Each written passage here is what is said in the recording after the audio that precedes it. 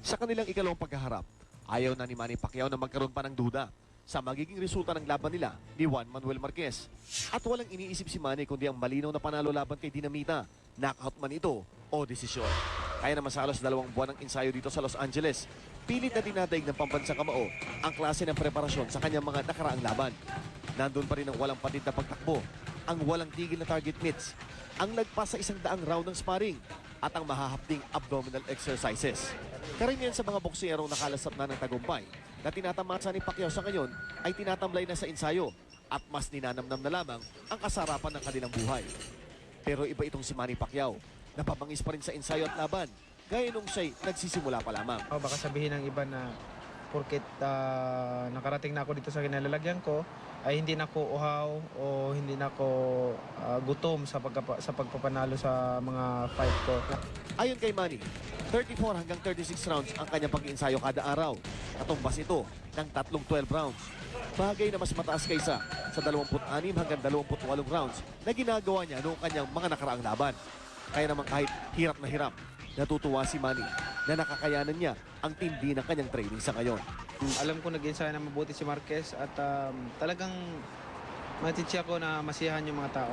Mula sa Los Angeles, California, ako si Chino Trinidad, ang inyong tatak na ni pambansang kamao Manny Pacquiao ang labis na kasipagan sa pag-iensayo tuwing may laban.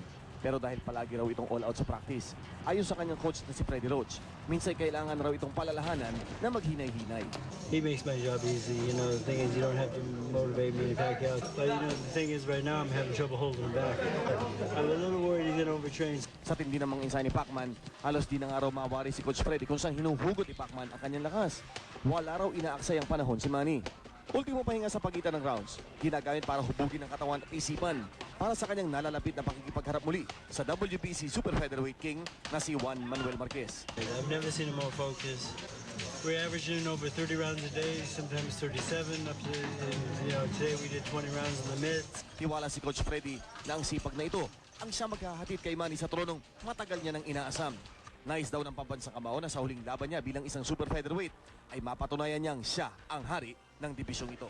Hindi magkandatuto ang mga miyembro ng media na nagsiksikan sa wildcard gym ni Coach Freddie Roach para masilayan ang pambansang kamao sa kanyang media workout. Ang print, television at radio journalist na dumating, wala na halos mapaglugaran. Di naman sila binigo ni Manny. Todo pakitang gilas ng kanyang bagong sandata, ang kanyang kanang kamao.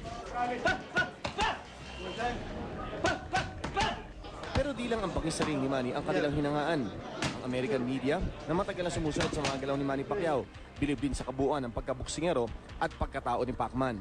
It's a cultural phenomenon. I mean, the Philippine people and there are thousands here in this country just love the guy.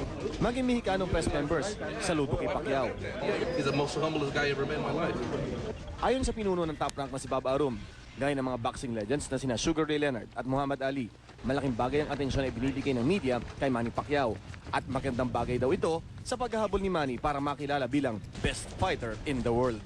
I don't think you see an athlete in any sport with the stamina that a Manny Pacquiao has, and that comes from hard work, dedication. Kaya naman ang ilang kababayan natin nakisabay sa media para makita si Pacquiao proud na proud sa pambansang kamao.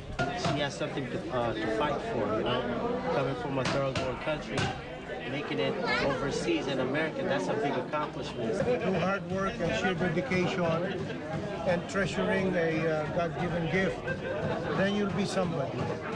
And that is what is worth emulating from Pacquiao.